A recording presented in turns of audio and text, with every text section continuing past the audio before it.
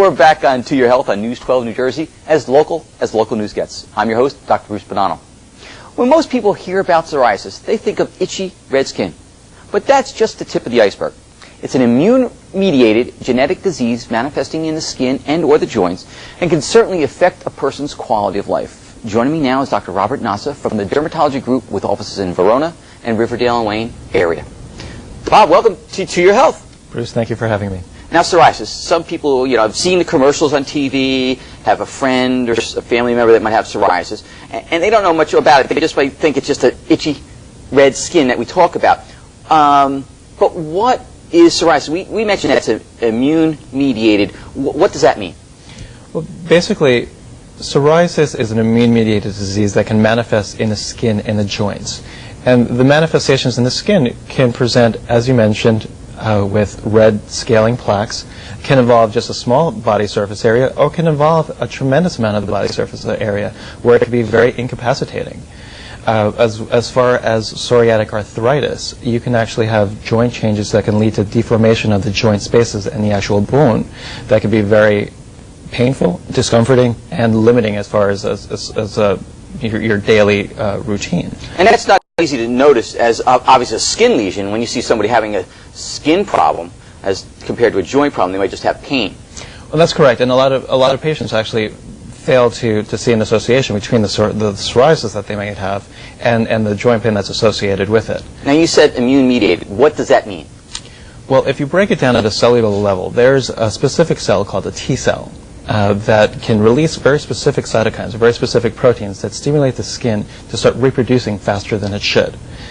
And it is not understood why that happens. We understand that there are genetic variables and environmental variables that can cause the condition and exacerbate the conditions. But the reason why it happens, we don't know. So something in the body itself is causing this to happen, and we don't know. Correct.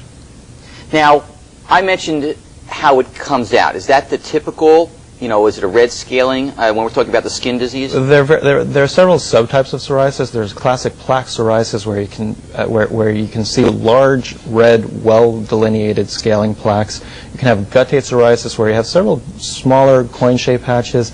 Erythrodermic psoriasis where your entire body can be red and weepy and oozy.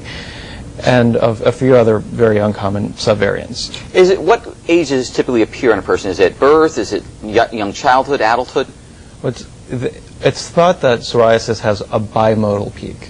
So initially you can see a spike in the population in the ages of about 15 to 20, and again a second spike, and probably a larger spike, in the fourth or fifth decade of life. Now, I have friends that have suffered with psoriasis for ages, and really there hasn't been a lot to do in the past up to a couple years ago. What were the typical treatments? Or actually, let's take one step back first. How is it diagnosed, except for, is it just on vision?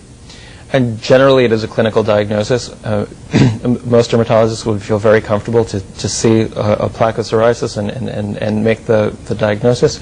If you want to verify that with a biopsy, you can always take a biopsy of the skin, review it underneath the microscope, and there are specific characteristics that would give you the diagnosis there as well. So then that leads us to the next question, is treatment. In the past, there hasn't been a lot of treatments available. I guess that really very successful. They've helped a little bit. What have those been, those treatments? In the past, more common treatments have been topical creams such as cortisone creams, topical tars, anthralin creams, vitamin D analogs. At the Dermatology Group, we use a phototherapy, including narrow-band UVB phototherapy. When you say photo, UV light.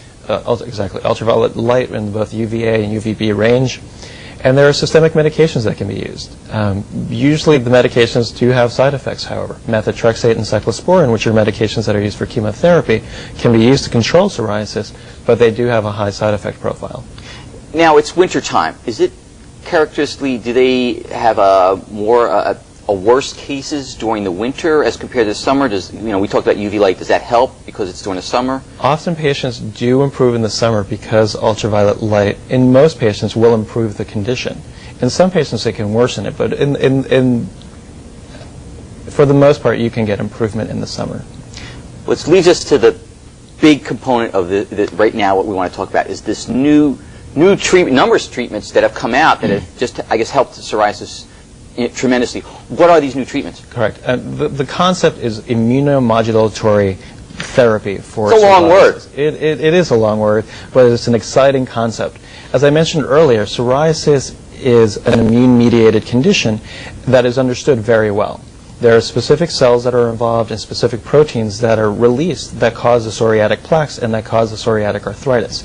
If you can use a therapy that can block any segment of the pathway causing the cytokine release, you can actually block the psoriasis plaque formation and improve the psoriatic arthritis.